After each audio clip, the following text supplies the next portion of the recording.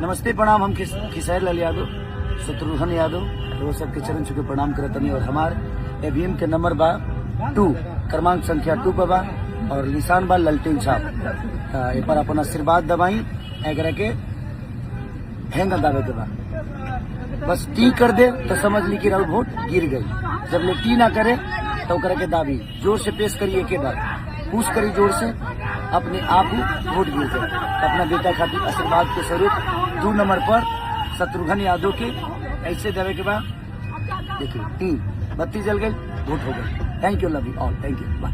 हाँ जी, तो सुन लिया होगा क्या क्या बोल रहे हैं खेसारी लाल यादव। आप लोग 2 नंबर पर है। जो लोग भी छपरा के विधानसभा क्षेत्र में आते हैं वो लोग जा करके 2 नंबर पर 6 तारीख को प्रथम चरण में चुनाव है, तो 2 नंबर पर जा करके ललटेन छाप पर बटन दबाना है और भारी मतों से विजयी बनाना है। तो ये एक अपडेट था और लाइव आकर ये बोले हैं। तो ये आप सभी को कैसा लगा कमेंट करिए, और चैनल पर नए हैं तो चैनल को सब्सक्राइब करके वीडियो को लाइक करिए और इस वीडियो को ज़्यादा से ज़्यादा शेयर करिए, ताकि जितने भी छपरावासी है सभी के पास पहुंचे और सभी लोग जाकर के अच्छे से मतदान कर सके। 2 नंबर ललटेन छाप, ठीक है।